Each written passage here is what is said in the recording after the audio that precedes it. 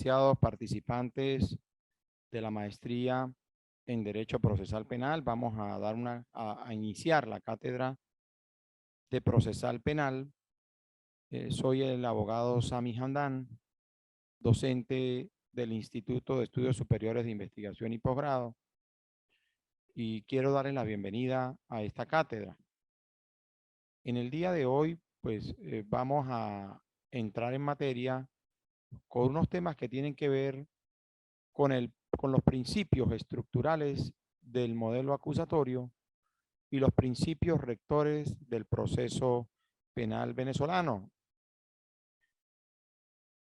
En ese trajinar de la materia o de la clase del día de hoy, vamos a ir abordando algunos aspectos importantes que van a responder algunas preguntas del por qué sobre algunos determinados principios. Bueno, primero que nada, pues debo señalar que nosotros tenemos que referenciar obligatoriamente un proyecto que se denomina Proyecto de Reglas Mínimas de las Naciones Unidas para la Administración de la Justicia Penal. Ese proyecto de reglas mínimas fue producto de una reunión de expertos que tuvo lugar en la ciudad o en la isla de Mallorca, en España, y allí a través de diversas sesiones de trabajo, ¿verdad? Ellos fijaron un conjunto de aspectos que eran necesarios considerar para el funcionamiento de un sistema penal garantista, ¿verdad? Y tomando ello también como recomendación de la Oficina de Naciones Unidas en Viena, ¿verdad? Con relación a la subdivisión de la prevención del delito y la justicia penal. Entonces allí nosotros vamos a ir encontrando un conjunto de elementos que son importantes, especialmente algunos principios propios del modelo acusatorio y que más adelante vamos a seguir o vamos a ir revisando. Uno de los aspectos esenciales del modelo acusatorio es el principio acusatorio. El principio acusatorio supone la no concentración funcional de la actividad de investigación, de la acusación y el juzgamiento en poder de una misma dependencia del Estado, sino que existan separación de funciones en esos ámbitos. Es decir, en el marco del caso venezolano, donde rige el modelo acusatorio en nuestro sistema penal, tenemos que la labor de investigación es propia ¿de quién? Propia del Ministerio Público, especialmente en los hechos punibles de acción pública. En los hechos punibles de acción pública. Corresponde al Ministerio Público el ejercicio de la acción penal y ser el director de la investigación. El fundamento constitucional de ese tema lo encontramos en los artículos o en el artículo 285, numerales 3 y 4 de la Constitución de la República Bolivariana de Venezuela. Y en cuanto a aquellos delitos de acción privada, pues obviamente la titularidad de la acción penal no corresponde al Estado, sino a la propia víctima. Para ello el Código establece un procedimiento para el ejercicio de los delitos, de la acusación en los delitos a instancia de parte agraviada. Y la labor de juzgar corresponde a una dependencia distinta al Ministerio Público y, como bien se sabe, corresponde al Poder Judicial. Y el fundamento constitucional lo encontramos en el artículo 49, numeral 4 de nuestra Constitución, con las formalidades, por supuesto, que exige el Código Orgánico Procesal Penal. Entonces, debemos tener bien presente ese tema en cuanto a la no concentración funcional de la tarea investigativa y la tarea de juzgamiento en una misma dependencia del poder público. Consecuencia, el Ministerio Público, como parte del poder ciudadano, tiene la tarea de ser el titular de la acción penal y de dirigir la investigación en los hechos punibles de acción pública. Una vez concluida la investigación, emitir el acto conclusivo que a bien corresponda, sea acusando, sea con un archivo fiscal o con una solicitud de sobreseimiento. Ahora, la tarea de juzgar, pues es propia de los tribunales. Y esa es la diferencia que realmente tenemos con relación al tema del modelo inquisitivo, donde el juez instruía y el juez juzgaba prácticamente. Ahora bien, el fundamento de esa separación funcional en el ámbito del modelo acusatorio lo encontramos en lo que señalé antes, las reglas de Mallorca. Esas reglas están contenidas en un proyecto de reglas mínimas de las Naciones Unidas para la administración de la justicia penal. Y en la recomendación número 2, ahí encontramos que las funciones de investigación y de persecución serán o estarán estrictamente separadas de la función de juzgamiento, es decir, que al Ministerio Público le corresponde la investigación y al tribunal o al Poder Judicial el juzgamiento. Seguimos avanzando. En el marco de los principios estructurales. Estamos hablando de los principios estructurales del modelo acusatorio. El primer principio es el principio acusatorio. Ahora, vamos a entrar con el otro principio, que es el principio de defensa en condiciones de igualdad con la acusación. ¿Qué supone este principio? Supone el derecho a disponer de un conjunto de facultades y mecanismos procesales que le asisten al investigado, al imputado o a lo acusado para oponerse en las diversas fases del proceso penal. ¿Contra qué? Contra el señalamiento, la imputación o la acusación que le sea realizada en su contra en aras de mitigar o desvirtuar su autoría o participación en el hecho punible atribuido y controvertido. Sobre este punto, yo debo señalar que la Declaración Universal de los Derechos Humanos enuncia tal principio en el artículo 10 al reconocer el derecho que le asiste a toda persona en condiciones plenas, ¿verdad?, de igualdad a ser oída de manera pública y con justicia por un tribunal independiente e imparcial a fin de materializar ¿qué? Sus derechos y obligaciones, así como cualquier otro aspecto que haya sido fijado en el ámbito de una acusación formulada contra él. Allí nosotros tenemos que partir de esa premisa. Ese principio de defensa en condiciones de igualdad con la acusación tiene que ver obviamente con un tema propio del debido proceso, el derecho a la defensa. Y también, más allá de la Declaración Universal de los Derechos Humanos, nosotros tenemos el Pacto Internacional de los Derechos Civiles y Políticos del año 1966, que en su artículo 14, numeral 3, letras B y letra E, fija una serie de garantías procesales. Entre esas tenemos la necesidad de que las pruebas, ¿verdad?, como insumos o medios necesarios para la defensa, ¿verdad?, el imputado, se puedan materializar a la luz de la oralidad, a la luz de la contradicción, es decir, satisfacer el derecho de prueba que además está consagrado en el artículo 49.1 constitucional y por ende trata de un derecho fundamental. También la Convención Americana de Derechos Humanos del año 1969, que en su artículo 8, numeral 2, letras C y letra F, también replican de manera análoga las garantías mencionadas en el artículo 14 del Pacto Internacional de los Derechos Civiles y Políticos. Todo ello, o ese principio de defensa en condiciones de igualdad con la acusación, guarda relación estrecha con un principio constitucional, el principio de igualdad material ante la ley, que está dispuesto en el artículo 21 de la Carta Constitucional.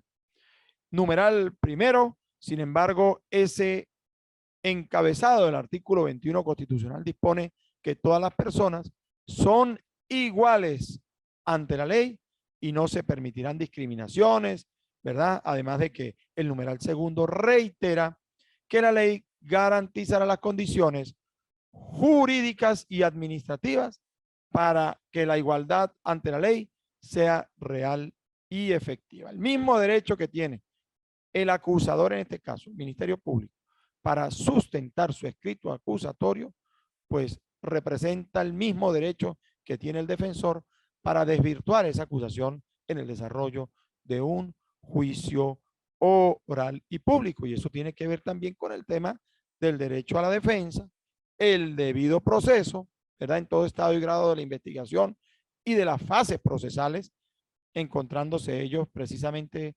desarrollado en nuestro artículo 127 del Código Orgánico Procesal Penal en el marco de los derechos que le asisten al imputado en el contexto de un proceso penal. El tercer principio estructural del proceso acusatorio es el principio del juez integral. Es un principio que anuncia el compromiso de cualquier autoridad pública ante el deber imperante de cumplimiento y desempeño de su labor. La integridad del juez constituye un principio que exterioriza el deber y el actuar en función de las atribuciones, de los poderes y ejercicio de sus propias labores. Existen dos aspectos vinculantes al principio del juez integral. El primero tiene que ver con la legalidad del juez. Que el juez haya sido debidamente designado por el órgano competente del Estado, que en este caso es la Dirección Ejecutiva de la Magistratura.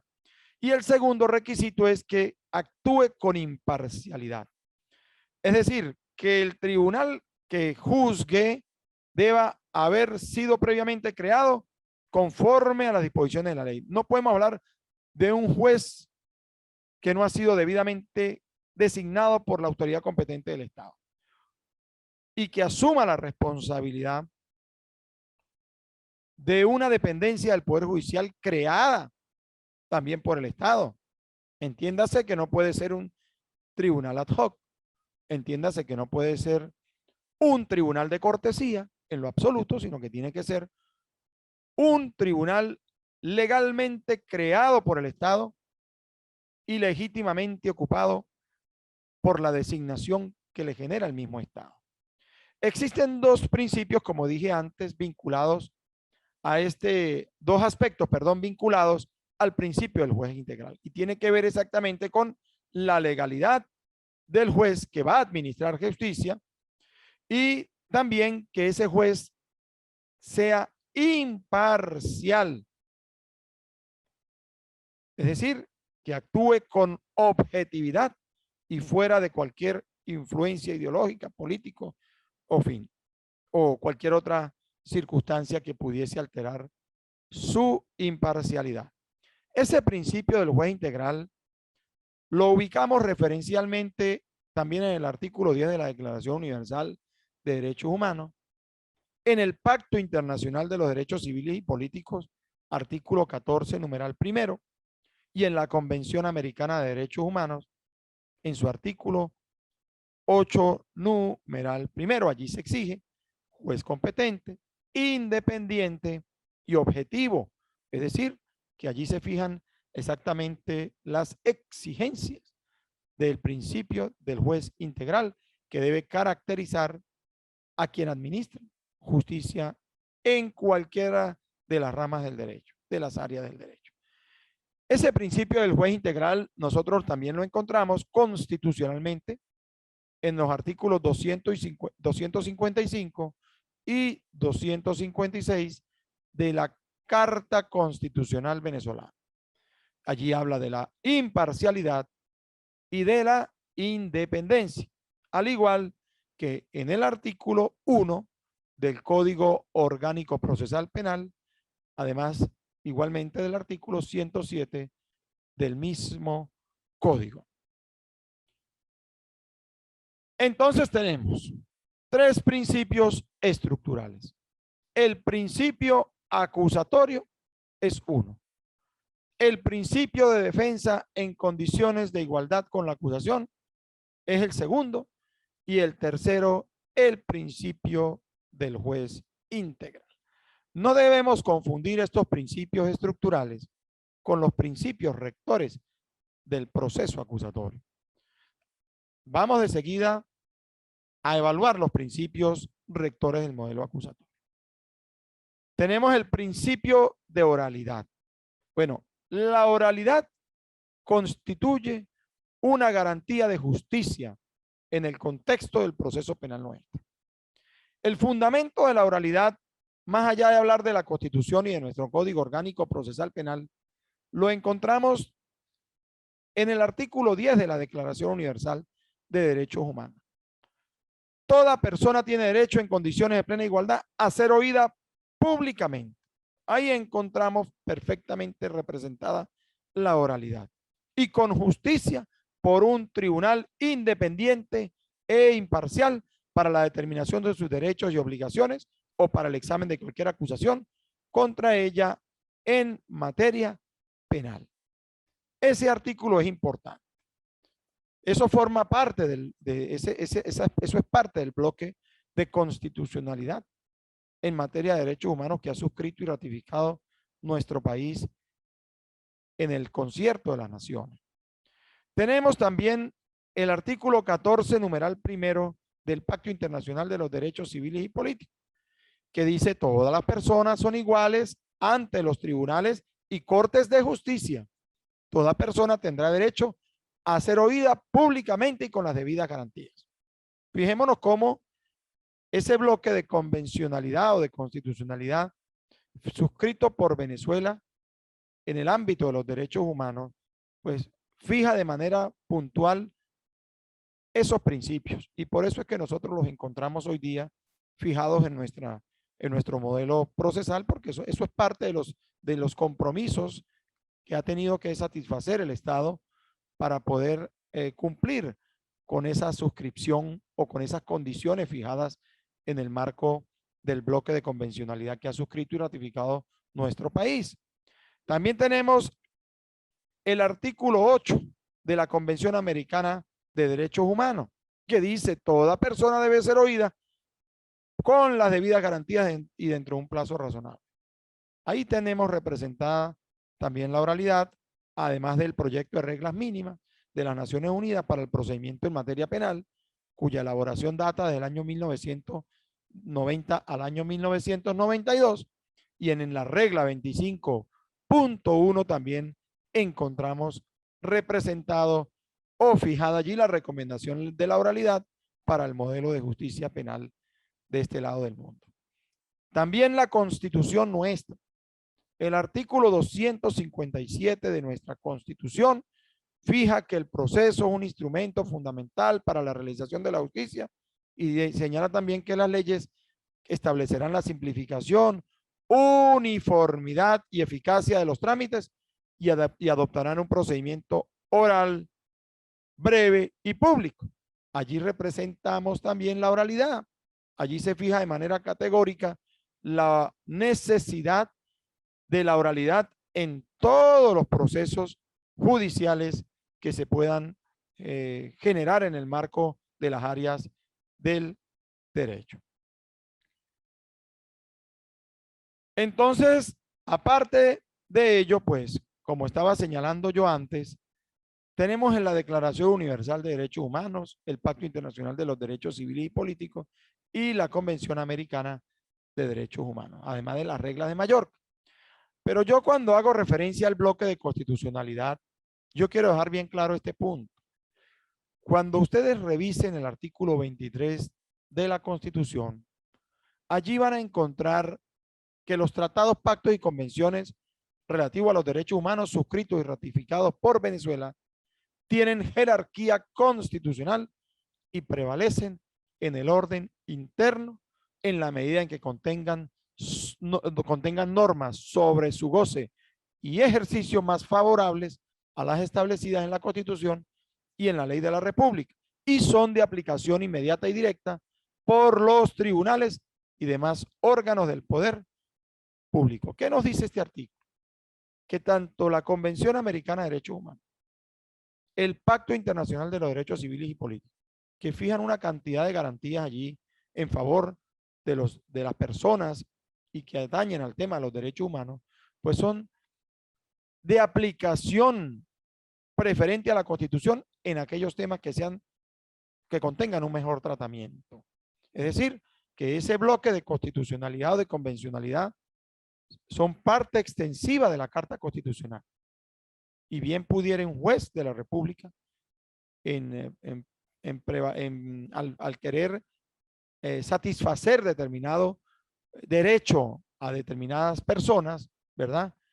Está en la obligación, si tuviera un mejor tratamiento, el bloque de constitucionalidad a nivel de los tratados y pactos en materia de derechos humanos, pues aplicación podrás hacer uso de ellos de manera directa por encima de la misma Carta Constitucional. Y es que eso no tiene nada que ver con aquello que dicen algunos de la jerarquía o de la supraconstitucionalidad de los tratados y pactos. No.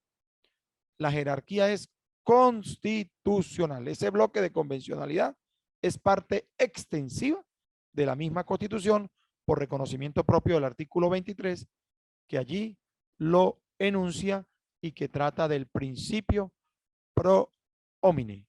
Esa es la denominación del principio fijado en el artículo 23 de la Carta Constitucional. Y ya entrando en el tema del Código Orgánico Procesal Penal, pues este principio de oralidad lo encontramos también en el artículo 14 y en el artículo 321. Y es un principio que no solamente tiene vigencia para el juicio, sino para otro tipo de audiencia. Recordemos que en el marco del procedimiento penal encontramos algunas etapas dentro del proceso. En las audiencias de presentación física de detenido, las argumentaciones son orales. En las audiencias preliminares también.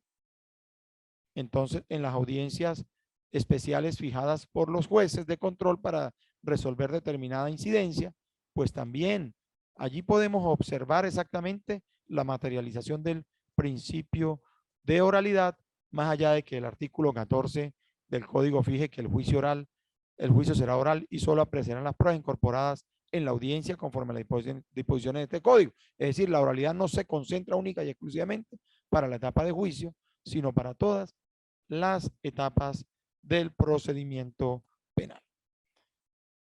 Tenemos el principio de contradicción. Este principio es sumamente importante. Se trata de un derecho subjetivo público que tiene su contenido propio e inexcusable y que ha sido reconocido a todo acusado por diversas normas internacionales con el fin de garantizársele un proceso penal justo. Exactamente. Este tipo de principios, obviamente, este tipo de principio de contradicción o este principio de contradicción rechaza la prueba secreta practicada a espaldas de las partes o de una de ellas y prohíbe el conocimiento privado del juez sobre hechos que no consten en el proceso y que carezcan de notoriedad general. La parte contra quien se promueva un medio de prueba tiene todo el derecho de accesar a ella y conocer su origen, su contenido y su aporte de los inicios del proceso a fin de poder rebatirla. Esa es la esencia del proceso o del principio de contradicción en el marco del procedimiento penal. El fundamento en el marco de la convencionalidad de derechos humanos lo ubicamos en el artículo 14, numeral 3 del Pacto Internacional de los Derechos Civiles y Políticos, cuando allí fija la posibilidad de que la parte contraria pueda interrogar a los testigos en el desarrollo de un juicio. Al igual que la Convención Americana de los Derechos Humanos en su artículo 8, numeral 2, letra F. Allí también encontramos parte de lo que se representa en el principio de contradicción en el proceso penal venezolano. En otro sentido, también tenemos el proyecto de reglas mínimas de las Naciones Unidas para el procedimiento en materia penal, que en sus reglas 29, numerales 1, 2 y 3, permiten el reconocimiento del principio de contradicción en el desarrollo de los procesos penales. Y por último, la Constitución de la República Bolivariana de Venezuela, que en su artículo 49, numeral 1, fija exactamente el acceso a la prueba y la disposición del tiempo y de los medios adecuados para poder ejercer la defensa. Fíjense cómo allí también nos permite este artículo constitucional reafirmar el principio de contradicción en el desarrollo del proceso penal venezolano. Pero además, cuando entramos dentro del Código Orgánico Procesal Penal, allí ubicamos el artículo 18, que dice que el proceso tendrá carácter contradictorio. Y hay otros artículos dentro del Código Orgánico Procesal Penal que reafirman la esencia del principio de contradicción. Entiéndase el artículo 264, cuando alguna de las partes hace uso del control judicial, ¿verdad? También a través del acto del interrogatorio y contrainterrogatorio de los testigos a la luz del artículo 339 del Código Orgánico Procesal Penal, cuando también en el marco de las fases preparatoria, intermedia y de juicio, con fundamento en los artículos 30, 31 y 33, las partes hacen uso o poniendo excepciones de las previstas en el artículo 28. Igualmente, en el ámbito del cierre del juicio se puede observar cuando hay discusión final, réplica y contrarréplica. Es decir, la contradicción se presenta en todos los actos del proceso, pero tiene mayor relevancia exactamente en la fase de juicio oral y público. Entramos luego con el principio de inmediación. Esa es la herramienta exactamente que aconseja a que el juez pueda tener el mayor contacto visual en el ámbito de la practicidad de la prueba. Es decir, en el desarrollo del juicio oral, la observación del juez es sumamente importante y allí se subsume el principio de inmediación. El juez está en la obligación de apreciar la práctica probatoria y ello le va a permitir a él, al momento de tomar la decisión, poder fijar un diagnóstico valorativo de lo practicado en el desarrollo del juicio a los fines de poder sustentar una sentencia absolutoria o una sentencia condenatoria. Pero más allá de la etapa de juicio, tomando como referencia al doctor Urbano Martínez, colombiano, él refiere sobre la inmediación tres aspectos: la inmediación alegatoria, la inmediación probatoria y la inmediación decisoria. La inmediación alegatoria comprende la formulación de los alegatos y solicitudes que realizan las partes de manera directa ante el juez. La probatoria implica la exhibición y práctica de la prueba ante el juez. Eso ocurre en la fase de juicio. Y la inmediación decisoria, pues, tiene que ver con las decisiones judiciales, es decir, que el juez alcanza la emisión de una decisión, ¿verdad? Bien sea a través de un auto o a través de una sentencia dictada en fase de juicio oral, luego de la práctica probatoria. La inmediación juega un papel estelar en el desarrollo del juicio a los fines de poder motivar una decisión. Este principio de la inmediación también lo puedo ceñir o lo refiero, lo ubico en el ámbito del bloque de constitucionalidad, en el artículo 14.1 del Pacto Internacional de los Derechos Civiles y Políticos. Además de el artículo 49, numeral tercero de la Constitución, que fija el debido proceso, se aplicará a todas las actuaciones judiciales y administrativas y en consecuencia, toda persona tiene derecho a ser oída en cualquier clase de proceso, con las debidas garantías y derecho al plazo razonable determinado legalmente por un tribunal imparcial y que sea competente, independiente y establecido con anterioridad al juicio oral que se está celebrando. Entonces, fíjense cómo obliga al juez a estar presente en la sala de juicio, observar el desarrollo del juicio. Las partes tienen derecho a saber quién está juzgándolo, a su defendido, o quién está juzgando al acusado. En este caso, el Ministerio Público tiene derecho a saber qué juez tiene la tarea de juzgar, al igual que el defensor. Es un tema de debido proceso, de derecho a la defensa, y es sumamente importante. En Venezuela no existe la justicia sin rostro.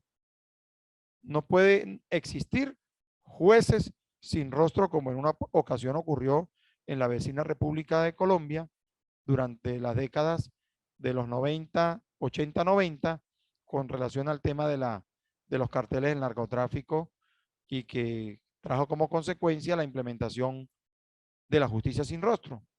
Justicia sin rostro que fue, por cierto, execrada en razón a que violaba el Pacto Internacional de los Derechos Civiles y Políticos, toda vez que muchos estaban siendo o fueron acusados y condenados con fiscales sin rostro, con jueces sin rostro, y eso limitó o impidió el acceso a la prueba en muchos casos y resultaron condenados algunas personas vinculadas al tema del tráfico de drogas, pues en desconocimiento del juez que le estaba realizando el juicio y en desconocimiento de las pruebas que fueron promovidas y practicadas en su contra. También tenemos el principio de la inmediación fijado en el artículo 16 del Código Orgánico Procesal Penal. Los jueces que han de pronunciar la sentencia deben presenciar ininterrumpidamente el debate y la incorporación de las pruebas de las cuales obtienen su convencimiento. Ahí está fijado de manera categórica el principio de la inmediación, al igual que en el artículo 315 del Código Orgánico Procesal Penal, que exige la presencia ininterrumpida del juez y de las partes en el desarrollo de un proceso. Seguidamente tenemos el principio de publicidad. Ese es otro principio rector del modelo acusatorio, perdón, del proceso penal venezolano. La publicidad asegura el control tanto interno como externo de la actividad judicial. Es el procedimiento que exige nuestro modelo en fase del juicio oral. Los juicios orales deben ser públicos, salvo ciertas excepciones que en el desarrollo de la cátedra les voy a ir señalando. Y es que la presencia del público en los procesos se realizaba desde la antigüedad como un método natural.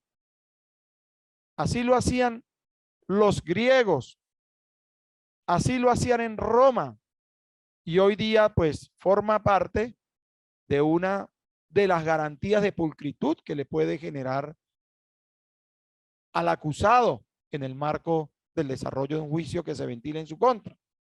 Aquí nosotros en Venezuela tenemos un tema o tenemos un aspecto muy peculiar con este principio, y es que la publicidad debería tener vigencia en todas las etapas del proceso, al ser un principio rector del modelo o del proceso penal. Sin embargo, la publicidad cobra vigencia solamente en la etapa de juicio oral y público. A diferencia de nuestro país, en Colombia, en Ecuador, en el Perú, en Chile, pues el modelo acusatorio que allí se implementa o que está vigente y los códigos orgánicos procesales penales que lo desarrollan reconocen la publicidad para todas las etapas del proceso. Inclusive en Colombia, desde la audiencia de legalización de captura, pues esa audiencia se celebra a la luz de la publicidad. Nosotros aquí no, el procedimiento de presentación física para detenidos o la audiencia, la fase intermedia, la audiencia preliminar, pues no tienen, no se realizan a la luz de la publicidad, sino de manera privada. Allí no acude el público, sino las partes, en este caso el juez, el secretario y el alguacil, además de la persona acusada. La publicidad cobra plena vigencia en nuestro proceso penal solo en la etapa de juicio oral y público. Nosotros ubicamos el tema de la publicidad en el bloque de convencionalidad en el artículo 11.1 de la Declaración Universal de Derechos Humanos, el artículo 14.1 del Pacto Internacional de los Derechos Civiles y Políticos y la Convención Americana sobre Derechos Humanos. Fíjese que la convención en su artículo 8.1 señala que el proceso penal debe ser público. No hablamos del juicio, sino del proceso penal. Así lo dispone el bloque de constitucionalidad. Y nuestro artículo 257 constitucional señala que el proceso constituye un instrumento fundamental para la realización de la justicia. Señala el artículo. Las leyes procesales establecerán la simplificación, uniformidad y eficacia de los trámites y adoptarán un procedimiento breve, oral y público. Entonces, fíjese cómo la publicidad en su plenitud está fijada en el artículo 257 de nuestra Constitución. Sin embargo, el Código Orgánico Procesal Penal refiere en su artículo 16 que el juicio oral tendrá lugar en forma pública, salvo las excepciones de ley. Entonces, en reafirmación de este principio, el artículo 316 del mismo Código Orgánico Procesal Penal dice que el debate será público, pero el tribunal podrá resolver que se efectúe total o parcialmente a puertas cerradas cuando, y allí están los motivos, por razones de pudor, por razones de seguridad de la nación, por razones de protección de marca comercial, cuando se trate de niñas, niños y adolescentes. En fin, ese artículo 316 que ustedes revisarán en sus hogares, pues fija las excepciones a la regla de la publicidad del juicio penal. Pero el artículo 16 sí lo ciñe única y exclusivamente a la etapa de juicio. Dice, el juicio oral tendrá lugar en forma pública. Es decir, que la publicidad solo se materializa en la fase de juicio oral. Y tenemos también el principio de concentración y continuidad. La finalidad de la concentración no es más que generar o asegurar que la percepción del juez se mantenga intacta en el marco del juicio oral en aras de facilitarle una eficaz valoración de las pruebas practicadas durante el desarrollo del mismo. ¿Qué comporta tal principio? Ese principio de concentración y continuidad implica primero el tratamiento de la causa en una sola audiencia o en varias audiencias próximas y por tanto sin solución de continuidad.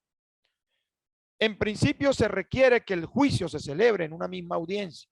Sin embargo, las realidades nos indican que son pocos los jueces de juicio y tienen multiplicidad de juicios. En consecuencia, es sumamente difícil que un juicio pueda concluir el mismo día en que se apertura. En segundo lugar, la identidad de las personas físicas del juez desde el inicio del juicio hasta la decisión. Se debe tratar del mismo juez, de allí la concentración y continuidad. Si X juez inicia el juicio y en el desarrollo del mismo se ve afectado en su salud, no puede continuarse el juicio con un juez distinto a este. De allí que quien lo inicia debe concluir. Y ese principio también lo ubicamos desde el punto de vista constitucional en el artículo 26, al hablar de una justicia expedita y sin dilaciones indebidas. Es decir, darle la mayor continuidad posible al juicio a fin de no hacerlo tardío. Y también la misma Constitución en cuanto al tema de la concentración y continuidad, en su artículo 257 refiere la necesidad de un procedimiento breve, es decir, que se procure hacer el juicio o que el proceso penal no demore una eternidad, sino se procure desarrollarlo en el menor tiempo posible. De allí que podemos indicar que ese aspecto del procedimiento breve fijado en el 257 constitucional guarda relación con el principio de concentración y continuidad. Pero más allá de ello, el artículo 17 del Código Orgánico Procesal Penal también establece el principio de concentración y continuidad. Y dice, iniciado el debate, este debe concluir sin interrupciones en el menor número de días consecutivos posibles. Ahí tenemos el principio de continuidad y de concentración y continuidad. Por otra parte, el artículo 318 del mismo Código Orgánico fija que el tribunal realizará el debate sin interrupciones en el menor número de días consecutivos que fueren necesarios hasta su conclusión. Aquí tenemos que fijar que ese tiempo que estaba fijado antes en el 318 del código, de los 15 días computados continuamente, ha sido modificado en la reforma y sobre este tema pues tendremos una clase especial en los próximos días. De allí que les invito a que ubiquen en el aula, yo les subí a cada módulo la reforma del Código Orgánico Procesal Penal para que puedan revisar comparativamente en ese cuadro que les subí lo que fijaba antes el artículo modificado y lo que hoy día señala. Es importante que estemos al día con ese tema. Bueno, por el día de hoy hemos querido entrar en materia con este punto o con estos puntos de los principios estructurales del modelo acusatorio y los principios rectores del modelo de rectores del proceso penal venezolano. Entonces, para refrescar, vale indicar que en el ámbito del modelo acusatorio existen tres principios. El principio acusatorio, que es sumamente importante y es el que permite fijar la separación funcional de la tarea de investigar, acusar con relación a quien juzga. Y eso fue señalado al principio de la clase.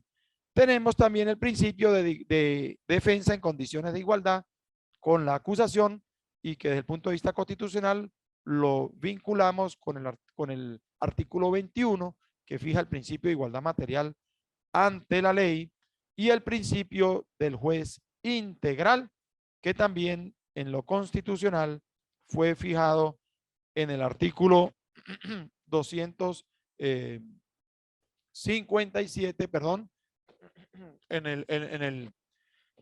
el artículo 21 de la Constitución. Entonces son tres principios. El principio acusatorio, artículo 285, numerales 3 y 4, que compete al Ministerio Público el ejercicio de la acción penal. Y la tarea de juzgamiento, artículo 49.4 constitucional. Luego el principio de defensa en condiciones de igualdad con la acusación, que como fue bien indicado al inicio de la clase, guarda relación con el principio de igualdad material ante la ley y está fijado en el artículo 21 de la Constitución, y el principio del juez integral, que tiene que ver con los artículos 255 y 256 de la Constitución y el artículo 1 y 107 del Código Orgánico Procesal Penal.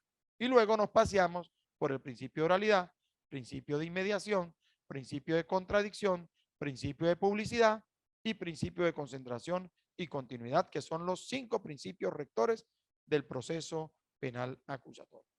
Del proceso penal venezolano. En el aula virtual hay una asignación fijada que deben revisar. Nosotros tenemos 3 módulos. Vamos a tener 3 encuentros sincrónicos, pero hay unas tareas fijadas en cada módulo. Es importante que ustedes revisen el material que está en el aula y vayan cumpliendo con las asignaciones en los tiempos fijados, para que podamos luego tener la satisfacción de haber aprobado pues la cátedra de Derecho Procesal Penal. Y también invitarlos a que revisen el material de la reforma. La reforma del Código Orgánico Procesal Penal está en el aula. Allí están todos los artículos en un cuadro comparativo para que lo vayan revisando, porque en el próximo encuentro sincrónico que vayamos a tener, pues que tengamos próximamente en la fecha fijada en el programa, pues vamos a tratar de abordar ese tema que es de suma importancia para la actualidad procesal penal nuestra. Bueno, por el día de hoy hemos concluido con la actividad. Luis Rosales y Caterín Gambasica, que los estoy observando a través del aula. Quiero, bueno, agradecer su presencia en la clase. Vamos a tratar de revisar el material que está en las unidades. No nos limitemos a lo que veamos en el encuentro sincrónico. Tratemos de revisar el material y de generar aportes para las próximas clases, encuentros. Estoy a la orden a través del chat del aula virtual también. Cualquier duda me la hacen saber por allí y con mucho gusto será atendido. Quiero agradecer la presencia de ustedes. Me despido. Muchas gracias por la presencia el día de hoy en esta clase. Gracias.